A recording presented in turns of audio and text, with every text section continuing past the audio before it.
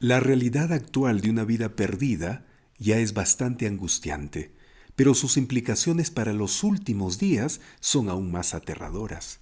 Los seres humanos, atrapados en un patrón de comportamiento pecaminoso y autodestructivo, al seguir la voluntad de Satanás y nuestros propios deseos carnales innatos, tendemos a la rebelión contra Dios y a la autodestrucción. Por esta terrible condición, Pablo llama a la humanidad que vive separada de Dios hijos de ira. Y si no se une a Cristo, estará bajo la amenaza del juicio de Dios en el tiempo del fin. Así que la única solución para la humanidad caída en pecado es Cristo, amigos. No hay otra solución. Así comienza el programa Lecciones que Transforman. Sean todos bienvenidos.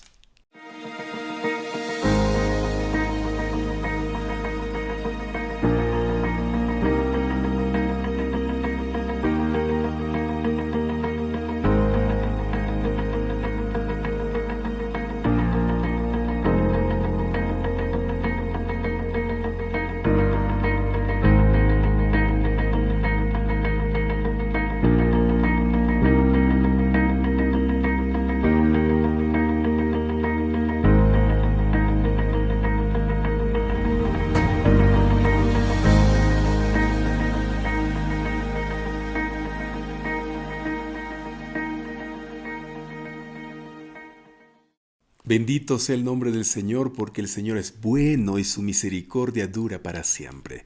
Es por la bondad de nuestro grandioso y maravilloso Dios que estoy aquí otra vez junto a ustedes para estudiar la Biblia. Qué gran alegría siento en mi corazón por eso, amigos. El tema de hoy, lunes 17 de julio, se titula En otro tiempo, engañados por nuestros propios deseos. En el tema anterior, hemos comenzado a estudiar Efesios capítulo 2, versículos 1 al 10. Analizamos los versículos 1 al 3 y hemos aprendido que el proceso de creación de la familia de Dios tiene tres pasos: lo que éramos, lo que Dios ha hecho por nosotros y lo que ahora somos. También aprendimos que cuando estábamos sin Cristo, vivíamos siguiendo la corriente de este mundo, es decir, haciendo la voluntad de Satanás, el príncipe de la potestad del aire. Vivíamos una vida de desobediencia y vivíamos bajo la ira de Dios. En el estudio de hoy, ampliaremos el análisis de la última parte del versículo 3 de Efesios capítulo 2. Les invito por favor a abrir su Biblia en Efesios capítulo 2, versículo 3 para leer. También todos nosotros vivimos en otro tiempo en los deseos de nuestra carne, haciendo la voluntad de la carne y de los pensamientos, y éramos por naturaleza hijos de ira, lo mismo que los demás. En este versículo, Pablo nos dice que una vida fuera de Cristo es una vida bajo la ira de Dios. Pablo dice que antes de venir a Cristo, los efesios eran por naturaleza hijos de ira. Amigos, siempre debemos recordar que el pecado trae inevitablemente la ira de Dios. Pero, ¿en qué consiste la ira de Dios? ¿Qué es la ira de Dios? Algunas personas se sienten incómodas cuando hablamos acerca de la ira de Dios. Y es que nadie quiere ser objeto de la ira, y mucho menos de la ira de Dios. Sin embargo, por causa de la condición moral y espiritual de la raza humana, todos merecemos y somos por naturaleza objeto de la ira de Dios.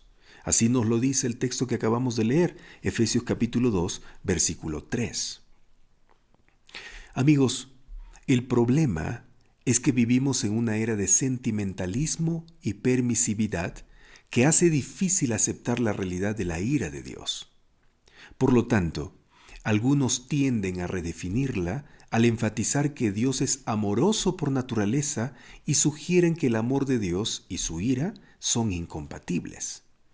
Pero la realidad es que la ira de Dios no puede ser borrada de las Sagradas Escrituras.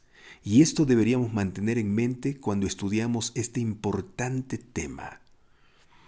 Cuando hablamos de la ira de Dios, debemos tomar en cuenta por lo menos 6 puntos importantes para poder entender correctamente el tema de la ira de Dios.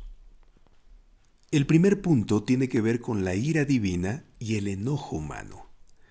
Amigos, el enojo y la furia humanos no pueden ser utilizados como un modelo de referencia para la interpretación y el entendimiento de la ira de Dios, de ninguna manera. Nuestro enojo es irracional y nos daña a nosotros y a los demás. Expresa pérdida de autocontrol o nuestra falta de dominio sobre nuestras emociones y revela nuestro deseo de controlar a los demás a cualquier costo. La ira humana es una expresión del deterioro y del desequilibrio que el pecado ha causado en nuestro interior y que hace que nos sea imposible coexistir con los demás en una relación armoniosa. Por otro lado, la ira de Dios no está contaminada por el pecado y por lo tanto está bajo el control del poder del amor. La primera intención de la ira de Dios es sanar, procurando la restauración del orden dentro de su creación. Esto usted lo puede corroborar leyendo Hebreos, capítulo 12, versículo 6 y Apocalipsis, capítulo 20, versículos 15 hasta el capítulo 21, versículo 11. Entonces, en este primer punto, amigos, debemos concluir diciendo que la ira divina no debe ser comparada con la ira humana. Ambas son totalmente diferentes en sus orígenes e intenciones. El segundo punto tiene que ver con la ira de Dios y el pecado. Amigos, la ira de Dios no parece ser un atributo permanente de su naturaleza, es decir, algo que por naturaleza caracteriza constantemente a Dios y a sus acciones. Dado que su ira no es irracional, siempre existe una razón para ella o algo que la provoque. ¿Y qué es lo que provoca la ira de Dios? Amigos, la ira de Dios es provocada por el pecado y es fundamentalmente su reacción ante la presencia irracional del pecado y del mal en la vida de sus criaturas y en el mundo creado. Romanos capítulo 1, versículo 18 dice de la siguiente manera, mira, porque la ira de Dios se revela desde el cielo contra toda impiedad e injusticia de los hombres que detienen con injusticia la verdad. Entonces, en consecuencia, la ira de Dios es momentánea y llegará a su fin una vez que sus buenos propósitos sean alcanzados. Por lo tanto, la ira de Dios tiene un marcado contraste con su amor, que dura para siempre, como lo dice Isaías capítulo 54, versículo 8. El tercer punto en relación con el tema de la ira de Dios es que la ira de Dios es escatológica. ¿Qué significa esto? En primer lugar, ¿qué significa la palabra escatología, de donde proviene el término escatológico o escatológica? Amigos, la palabra escatología proviene de dos palabras griegas. La primera es escatos, que significa último, y la segunda es logía, que significa estudio. Entonces, escatología se trata del estudio de los eventos finales, específicamente el estudio del fin de los tiempos o del fin del mundo. Por lo tanto, siendo que la ira de Dios es una manifestación de su voluntad de restaurar el mundo a su orden, armonía y justicia originales, es fundamentalmente un evento escatológico, es decir, un evento que se manifestará al fin de los tiempos para poner fin a la existencia de este mundo pecaminoso. Es por eso que Romanos capítulo 2, versículo 5 dice así, pero por tu dureza y por tu corazón no arrepentido, atesoras para ti mismo ira para el día de la ira y de la revelación del justo juicio de Dios.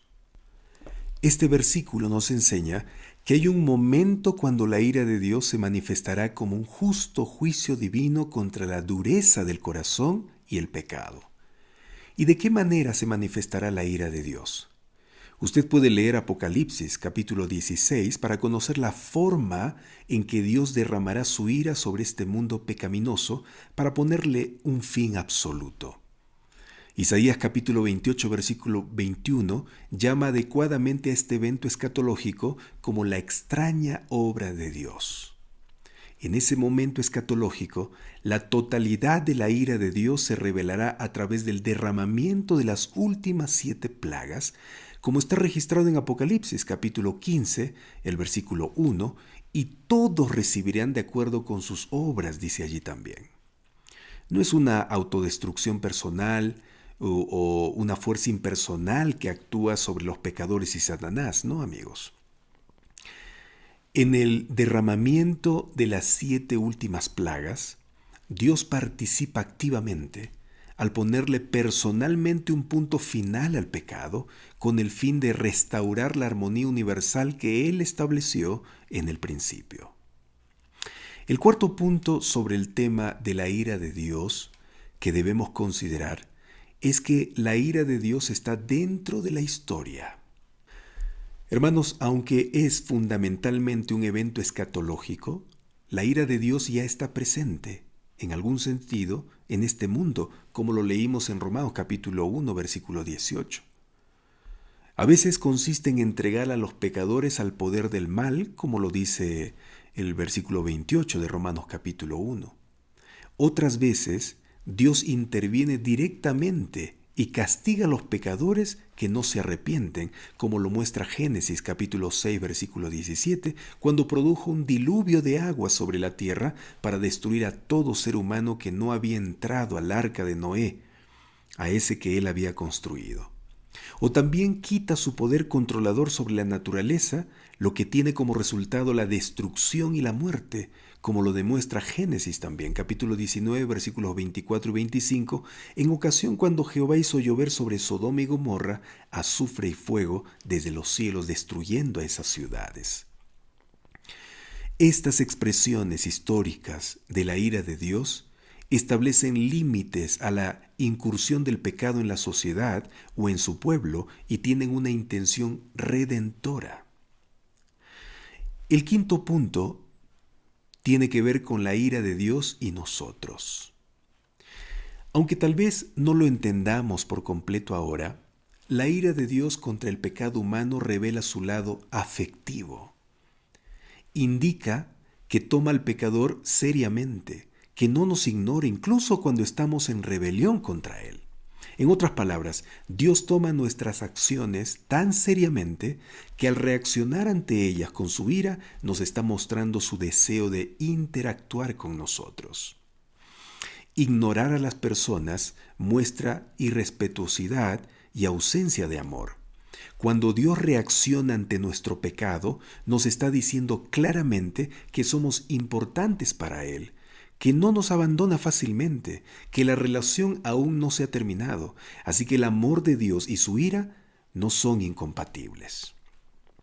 Y el sexto y último punto tiene que ver con la ira de Dios y la salvación. Queridos amigos, la ira de Dios no es el destino irremediable de los seres humanos, a menos que ellos lo elijan. Primera Tesalonicenses capítulo 1, versículo 10 dice que Jesús nos libra de la ira venidera al tomar sobre sí mismo como nuestro sustituto la maldición de la ley del que habla Gálatas capítulo 3, versículo 13. Romanos capítulo 5, versículo 9 dice que nosotros que hemos sido justificados por fe seremos salvos de la ira divina. ¡Oh, qué maravilla! Amigos, gracias a Cristo ya no somos más hijos de ira. Alabemos a nuestro Señor todos los días por esta gran bendición. Estos son los 6 puntos que debemos conocer y considerar siempre cuando hablamos sobre la ira de Dios. Primero, la ira divina es diferente que la ira humana, amigos. Segundo, la ira de Dios es contra el pecado, no contra el pecador. Tercero, la ira de Dios es escatológica, es decir, para el fin del tiempo.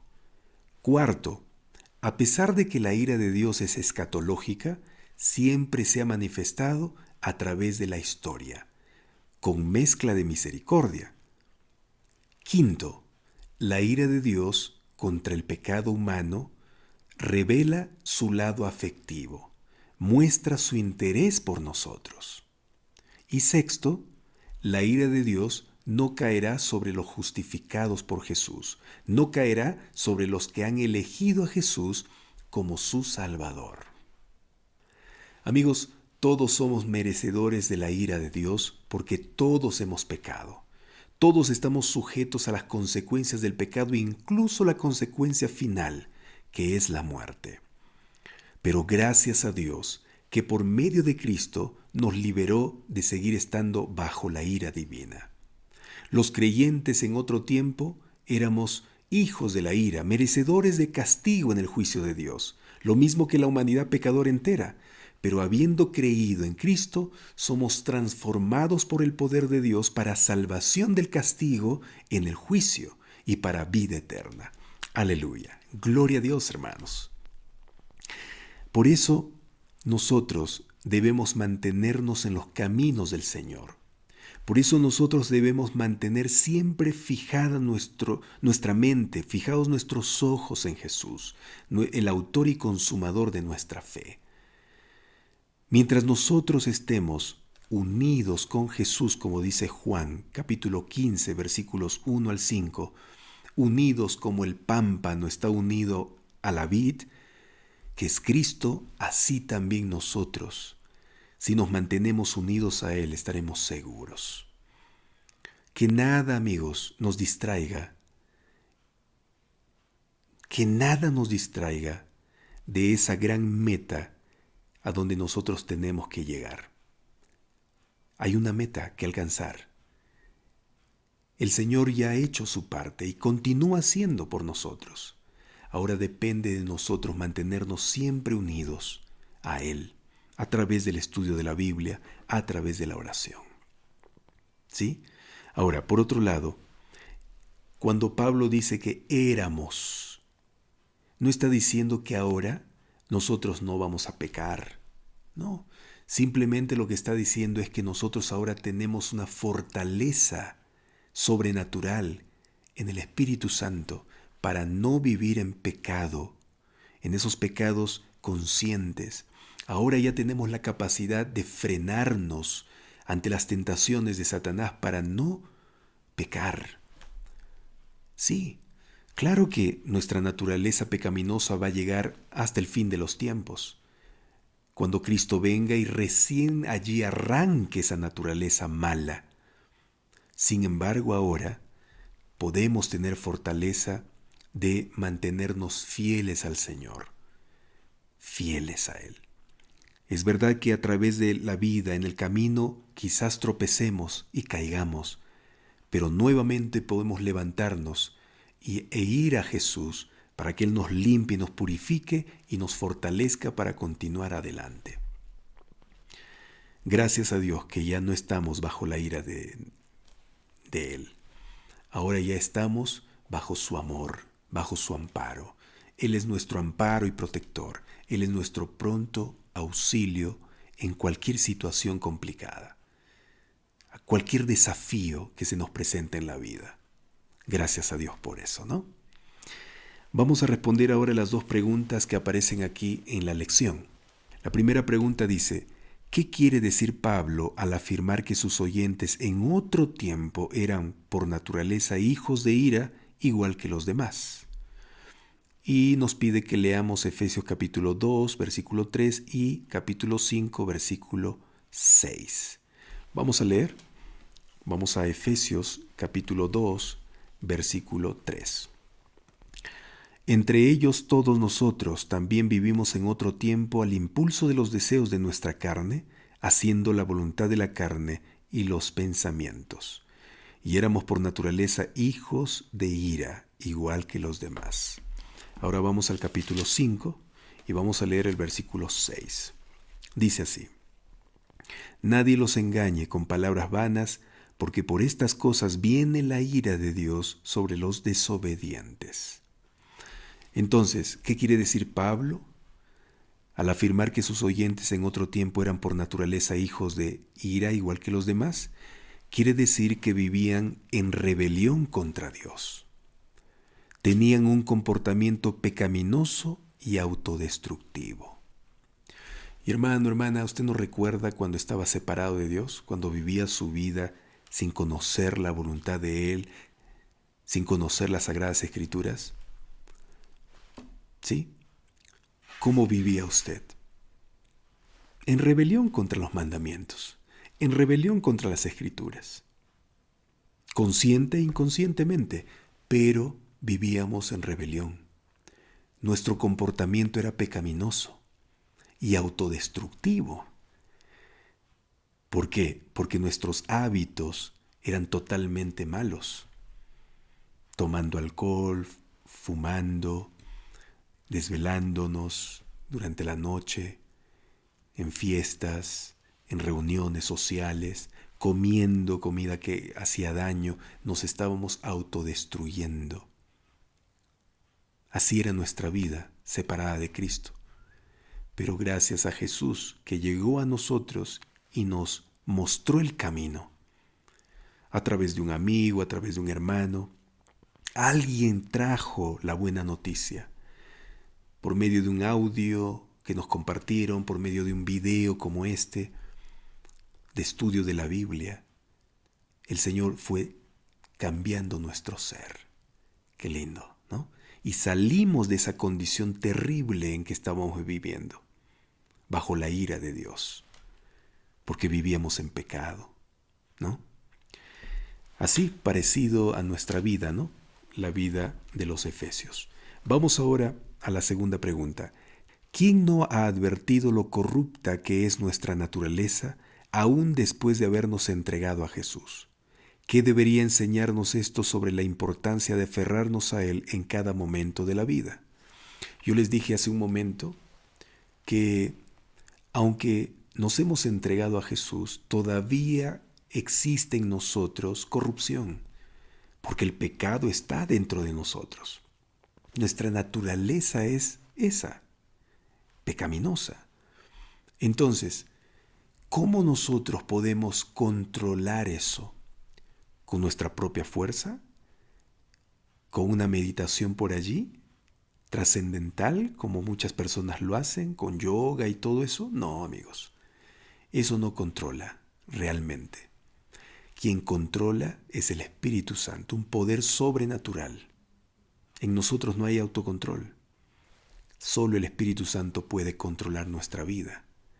Por eso, la respuesta a esta pregunta, ¿sí? ¿Qué debería enseñarnos esto sobre la importancia de aferrarnos a Él en cada momento de la vida? La respuesta es, sin Jesús seremos derrotados. Porque en Juan capítulo 15, versículo 5 dice, sin mí nada pueden hacer. Pero con Jesús seremos victoriosos. Filipenses 4:13 dice, todo lo puedo en Cristo que me fortalece. Y primera de Juan 5:12 dice, el que tiene el Hijo tiene la vida. El que no tiene el Hijo no tiene la vida. Por eso nuestra conexión con Dios es importante diariamente, a través del estudio de la Biblia, a través de la oración, para poder vencer diariamente también. ¿Sí? Vencer con la ayuda de Cristo, con la ayuda del Espíritu Santo, vencer al enemigo, sus acechanzas, sus tentaciones. Eso es importante que comprendamos, amigos. ¿Sí? Es importante. Si usted en algún momento se desconecta, vuélvase a conectar. Y hay muchas cosas en el mundo que nos impulsan a desconectarnos de nuestra comunión con Dios. No dejemos que eso pase. Pongamos en nuestro ambiente todo lo posible para mantenernos en comunión con Dios. Que la música que tú escuchas en casa, en el trabajo, donde vayas, sea una música de alabanza a Dios. Que las cosas que estás viendo en la televisión sean programas que te eleven a pensar en Cristo, en Jesús, en su obra maravillosa que hizo por ti. Que tus palabras también, tus conversaciones, sean siempre basadas en las enseñanzas bíblicas. Por eso Efesios también dice, más adelante lo vamos a estudiar, dice que ninguna palabra corrompida salga de vuestra boca, sino palabras que edifiquen. Eso debemos hacer. Todo tu ambiente debe estar en un ambiente cristológico, porque tú eres un seguidor de Jesús. Mientras tu ambiente esté en eso, enfocado, Satanás, aunque venga, va a rebotar de ahí, va a alejarse de allí, porque tú solo hablas de Jesús, solo piensas en Jesús, escuchas de Jesús, miras de Jesús, Todo es Jesús. ¿Por qué? Porque estás conectado con Él. Eso es lo que significa orar sin cesar. Estar conectado con Jesús. ¿Sí? Hagamos eso, todo lo posible, que nada nos distraiga de nuestra conexión con el Señor para diariamente ser victoriosos. ¿Sí? Victoriosos. Vamos a orar. Señor, qué bueno es estudiar la Biblia una vez más. Y hoy hemos aprendido detalladamente en lo que consiste tu ira. Jamás podrá ser comparada tu ira con nuestra ira humana, pecaminosa. No, Señor. Tu ira es redentora. Tu ira hasta es transformadora. Queremos, Señor, que tú puedas permitir que nos conectemos contigo diariamente para que cuando al final de los tiempos tu ira sea derramada sobre este mundo pecaminoso para eliminar todo vestigio de mal, nosotros no seamos parte de ese derramamiento, Señor, de tu ira. No queremos eso. Por lo tanto, ayúdanos, Señor, a mantenernos fieles a ti, en tus caminos, en una comunión íntima contigo a través del estudio de la Biblia, a través de la oración y a través de la testificación y a través de todas las prácticas que tú nos enseñas que debemos desarrollar en nuestra vida, que nos enseñas aquí en tu palabra.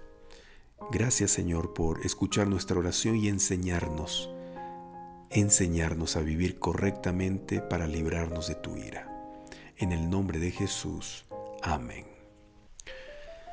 Mis amigos y hermanos, una vez más, gracias por haberme acompañado en el estudio. Recibe un fuerte abrazo a la distancia donde te encuentres, aquí en Sudamérica, en Centroamérica, en Norteamérica o en Europa, donde estés y llegue este video. Yo agradezco a Dios por eso. Compártelo, por favor, tú también con otros. No te quedes solo allí aprendiendo. Nos vemos entonces en la próxima edición. Hasta luego.